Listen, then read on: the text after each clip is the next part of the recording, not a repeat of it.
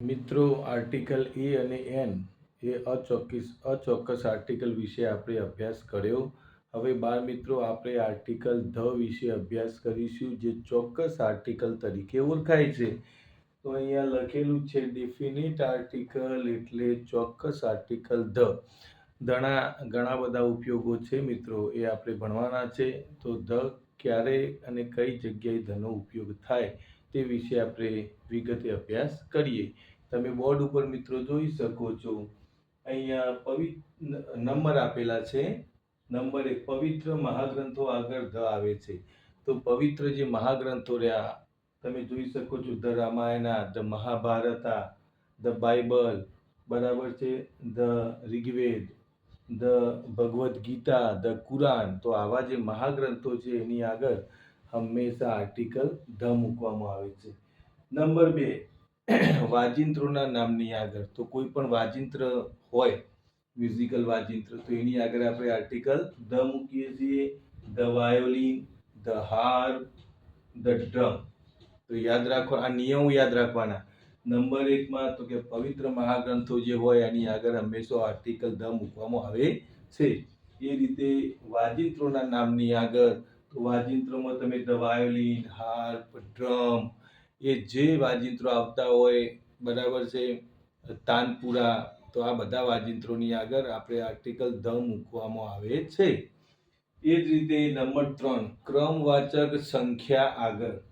તો ક્રમવાચક સંખ્યા કોને કહેવાય? તો the first, the second, the third, the fourth, the fifth, the sixth, the seventh, the eighth, the ninth, the 10th.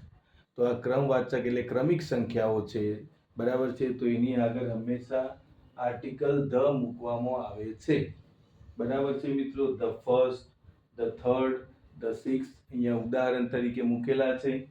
તો આવો ક્રમવાચક કોઈ પણ શબ્દ હોય એની આગળ હંમેશા આર્ટિકલ ધ આવે છે. એના પછી નંબર 4, ઋતુઓ અને દિશાઓની આગળ હંમેશા આર્ટિકલ ધ મૂકવામાં આવે છે. તમે ઋતુઓ જોઈ શકો છો, આપણી નોર્થ, સાઉથ, ઈસ્ટ, વેસ્ટ, બધા જ આગળ આપણે ધ મૂકી શકીએ છીએ. અહીંયા ઉદાહરણ રૂપે થોડાક જ આપણે ઉદાહરણ મૂકેલા છે.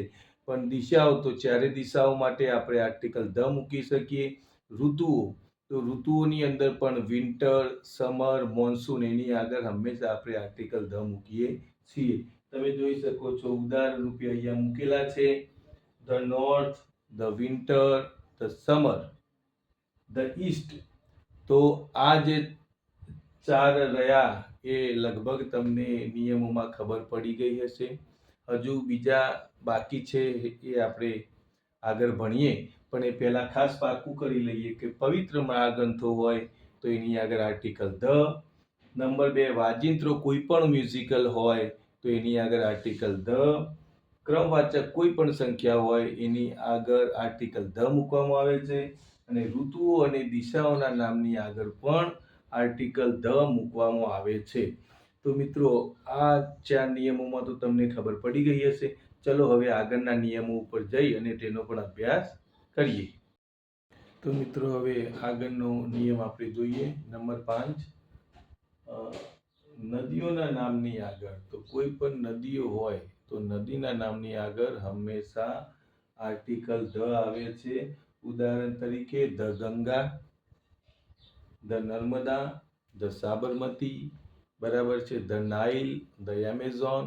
ગમે એટલી નદીઓ હોય એ બધી જ નદીના નામની આગળ હંમેશા આર્ટિકલ ધ આવે છે.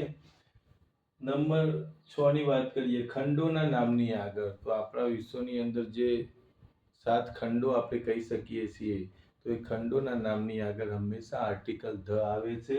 ધ યુરોપ એ ખંડ છે, ધ એશિયા એ ખંડ છે, ધ એટલાન્ટિક એ ખંડ છે, ઓસ્ટ્રેલિયા પણ લખી શકાય કારણ કે એ પણ ખંડ છે. તો તેની આગળ હંમેશા આર્ટિકલ ધ આવે છે.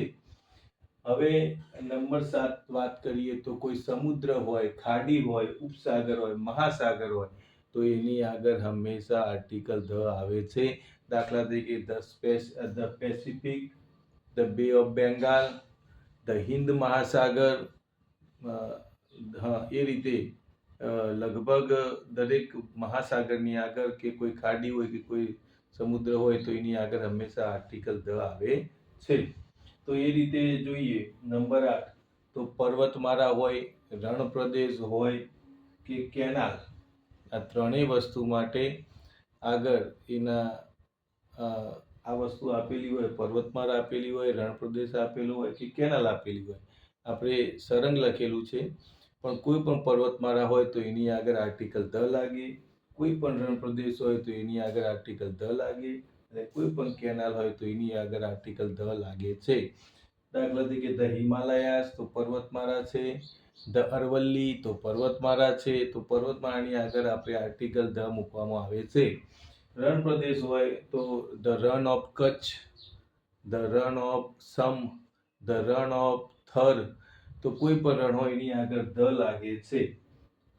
પછી કેનાલ તો the Narmada canal, the Panama.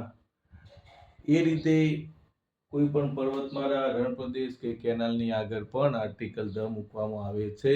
તો મિત્રો તમે ઉપયોગ બીજા 4 જોયા, 5, 6, 7, 8, કુલ 8 નિયમો તમે જોયા કે જેની આગળ આર્ટિકલ ધ લાગે છે. હજુ બીજા નિયમો છે જે આપણે આગળ વાત કરીએ. તો આ નિયમો તમને લગભગ આવડી ગયા હશે. તમારી નોટબુકમાં લખી લેજો અને આ તૈયાર કરી દેજો કે આર્ટિકલ ધનો ઉપયોગ કેવો થાય છે. હવે આપણે આગળના તાસમાં જઈએ અને બીજા ઉપયોગો સમજીએ.